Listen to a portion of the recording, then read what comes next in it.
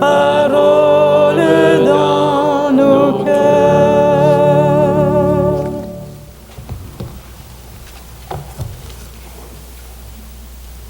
Le Seigneur soit avec vous. Et avec votre esprit. Évangile de Jésus-Christ selon saint Matthieu. Gloire à toi, Seigneur. En ce temps-là, Jésus parlait de sa venue à la fin des temps. Et il disait à ses disciples, « Comme il en fut au jour de Noé, ainsi en sera-t-il lors de la venue du Fils de l'homme. » En ces jours-là, au temps de Noé, avant le déluge, on mangeait, on buvait, on prenait femme, on prenait mari, jusqu'au jour où Noé entra dans l'arche. Les gens ne se sont doutés de rien jusqu'à ce que survienne le déluge qui les a tous engloutis. Telle sera aussi la venue du Fils de l'homme. Alors 2 hommes seront au champ, l'un sera pris et l'autre laissé. 2 femmes seront au moulin en train de moudre, l'une sera prise, l'autre laissée. Veillez, veillez donc, car vous ne savez pas quel jour votre Seigneur viendra. Comprenez bien, si le propriétaire d'une maison avait su à quelle heure le voleur viendrait, il aurait veillé. Il ne l'aurait pas laissé entrer en perçant le mur de la maison. Tenez-vous donc prêts, vous aussi. C'est alors que vous n'y penserez pas que le Fils de l'homme viendra. Acclamons en chantant la parole de Dieu.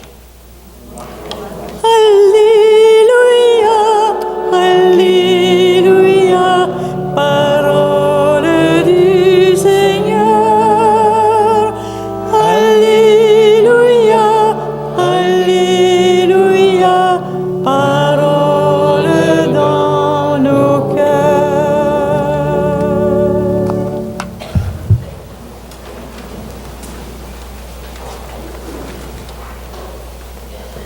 Alors, mes chers amis,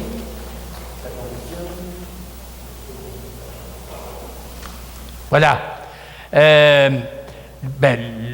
L'évangile qu'on a lu, qu'on vient de proclamer, fait partie d'un long discours de Jésus sur la fin des temps et sa venue. Et Jésus commence comment? Il commence comment? Il nous présente ce grand personnage que vous avez reconnu à l'écran. Voyons, réveillez-vous. Ben oui! Vous connaissez la chanson? Connaissez la chanson? C'est notre grand-père Noé, patriarche digne, que le bon Dieu a conservé pour planter la vigne. Il s'est fait faire un bateau pour se préserver de l'eau, qui fut son, qui fut qui fut son, qui fut son refuge pendant le... Ah ben vous n'êtes pas pire. Hein? Pardon? Ben oui, c'est Noé. Là, on le sait à cette heure. Bon, Noé est le déluge. Hein? Et les gens qui se font prendre par surprise. Alors, remarquez une chose. Jésus, il ne dit pas que les gens, au temps de Noé, c'était des méchants, des pas fins, des pécheurs. Ben non! Jésus ne leur reproche pas leur comportement. C'est des gens qui vivaient comme tout le monde. Ils mangeaient, ils buvaient, ils se mariaient, ils travaillaient, ils faisaient comme tout le monde, mais il leur manquait quelque chose. Hein? Ils étaient comme pris dans une espèce d'ornière, une espèce de routine. On mange, on se couche, on travaille. On se mange, on se couche, on travaille. Tu sais, puis tu ne vois plus d'autre chose. Hein? Des fois, bon, on dit oui, le temps de Noé, c'était pas mal primitif, mais regardons-nous, nous-mêmes, au 20e siècle, 21e siècle. Ça ressemble à ça, des fois, notre vie. Hein? Bon, supposons que je présente une journée ordinaire, souvent. Hein? Bon, mettons que c'est mon lit, alors je me couche le soir, évidemment, je dors, tu sais. Dring, dring, dring, le réveil sonne, je me dépêche, je me lève, il faut que je prenne mon petit déjeuner. Petit déjeuner du Dr Barrette, avec du lait 0%. Vite, vite, vite, le petit déjeuner, le travail, on prend le métro, on va travailler. On travaille tout l'avant-midi, on travaille toute la journée. Dring, dring, dring, le travail est fini, on court à la maison. On est épuisé, on est fatigué, on se couche le soir, on regarde un petit peu la télévision. Dring, dring, dring, ça sonne encore. Je me dépêche encore, mon petit déjeuner, c'est toujours le même du Dr Barrette, je commence à être tanné. Tu sais, ça ressemble à ça, hein?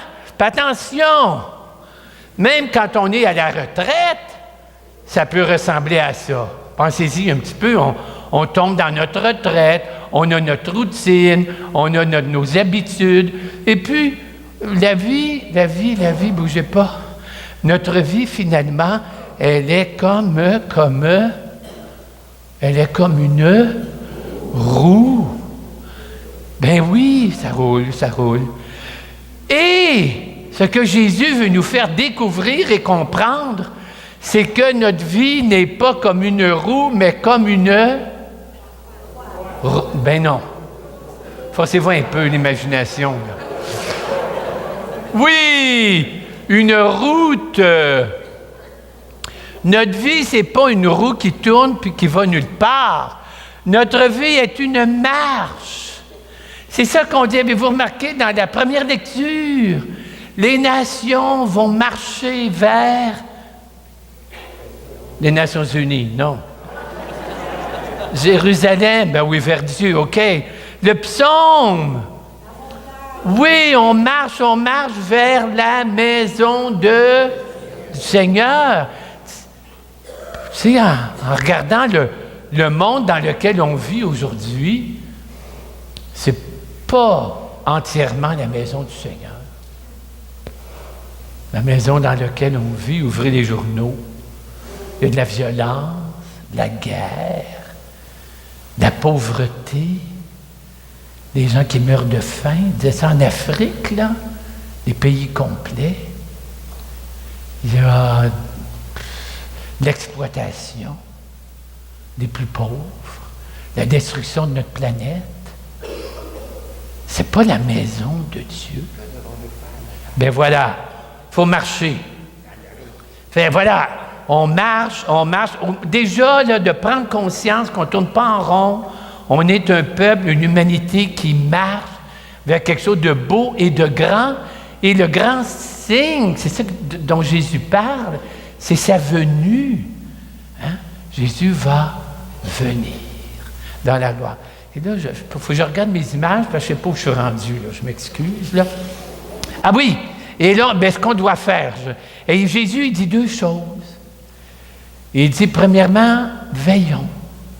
Ça veut dire quoi, veiller? Ça veut dire toujours reprendre conscience qu'on marche vers quelque chose. C'est refuser que notre horizon de vie soit bloqué. Qui c'est qui a fait une belle chanson, Un trou dans les nuages? Il me semble qu'il y a un chansonnier québécois, là. Un trou dans les nuages, ça ne vous dit pas quelque chose? Un trou dans... Ça ne vous a pas trop impressionné, d'après ce que je peux voir. En tout cas, c'est ça que ça veut dire, de toujours avoir comme... de ne pas laisser l'horizon se fermer sur mon petit train-train quotidien, de toujours découvrir, on va vers quelque chose de beau et de grand, vers l'accomplissement de notre personne et de notre univers. Il ne faut jamais lâcher ça. Okay? Et deuxièmement, Jésus dit une deuxième chose. Servons. Un petit peu plus loin dans son discours, c'est le dernier discours de Jésus, il parle du serviteur. Le serviteur que le maître est parti en voyage et le maître a confié sa maison et les autres. Et le serviteur doit, écoutez bien, prolonger la présence de Jésus. Nous autres, on est là pour prolonger la présence de Jésus. Puis il a fait quoi, Jésus? Bien, il a servi. Hein? Il a nourri les pauvres, il a guéri les malades, il a parlé avec ceux qui étaient seuls, il a accueilli les exclus. Jésus a servi. Eh bien, il nous confie la charge de prolonger sa présence en servant. Hein? Puis on sert avec ce qu'on est. Hein? Si on est en santé, on sert d'une certaine manière. Si on est malade, on sert d'une autre manière. Hein? On peut servir simplement par un sourire. Hein? N'ayez pas peur, ça ne fait pas craquer comment ils appellent ça, le maquillage. Hein? Il paraît que les sourires enlèvent les rides. C'est vrai, hein? Bon, hein? Il connaît ça, lui. Un sourire ou je ne sais pas trop quoi, tenir la porte ouverte pour une dame qui rentre avec son bébé, sa poussette, téléphoner à quelqu'un qui est seul, qui n'a jamais de visite. Il y a mille et une manières de servir. OK, je termine. Êtes-vous allé à la parade du Père Noël? Non, mais il y a pas grand monde qui sont allés à la parade du Père Noël. Je parle de ça parce que j'étais à Drummondville vendredi, puis une très bonne amie à moi qui s'appelle Thérèse, puis à un moment donné, elle m'a raconté un souvenir d'enfance. Elle dit, quand j'étais toute petite, c'est mon oncle Oscar qui faisait le Père Noël. À chaque parade du Père Noël, c'était mon oncle Oscar. C'était toujours mon oncle Oscar, OK? Et à un moment donné, il m'avait dit, une semaine avant la parade, il avait dit, tu vas voir Thérèse, le Père Noël va s'arrêter, puis il va se mettre sur ses genoux, et puis il va te donner 2 cadeaux. Oh, Thérèse était toute énervée. Évidemment, la parade du Père Noël est arrivée. Mon oncle Oscar, habillé en Père Noël, elle ne l'a pas reconnu. Et là, il l'a pris sur ses genoux, il a donné 2 cadeaux. Il était tout énervé, ma belle Thérèse. Mais là, attention, Thérèse n'a pas dit, Noël est fini. Non, c'est fini. Il y a eu la parade. Noël est fini. C'est pas de même que ça marche, hein? La parade du Père Noël, c'est pas Noël. La parade du Père Noël, c'est comme le début, hein? C'est comme, ça annonce le temps des fêtes, etc. Bon, attention, il y a quelque chose qui ressemble à ça dans notre foi. Dans ce sens, bon, une comparaison cloche, mais dans ce sens que, dans notre foi, on dit, Jésus est venu. Pas vrai? Il est venu, il a été pauvre, il a été humain, il a été dans notre chair. Et là, il a été exalté, ressuscité dans la gloire du Père. Et, c'est pas fini. Oui, ça ne veut pas dire, c'est fini, bon, oui, c'est fini, l'histoire avec Jésus. Non! Le vrai party est encore à venir. Saint Paul, il répète ça, il dit, là, ça fait juste commencer, la naissance de Jésus d'une certaine manière. La naissance de Jésus à Bethléem, qu'on va fêter à Noël, c'est la parade. C'est pas encore le gros truc, c'est pas la grande fête. La grande fête, on marche vers la grande fête. Ça va être, Saint Paul en parle beaucoup, il dit, il ne sait pas comment le dire, c'est tellement grand, on va être revêtu de la gloire même de Dieu, on va être transformé, la création va être guérie, ça va être extraordinaire. C'est vers ça qu'on s'en va. Okay? Alors, mes amis, c'est quelque chose de très beau qu'on a à célébrer au cours de l'Avent, et on va se tourner quelques secondes vers celle qui a attendu Jésus. Oups, excusez-moi. La Vierge de l'attente. On va la prier. On va se tourner vers elle. Marie, je te regarde, enceinte. Tu es pour moi l'humanité tout entière qui est remplie de Dieu, mais qui attend de voir son visage et sa gloire.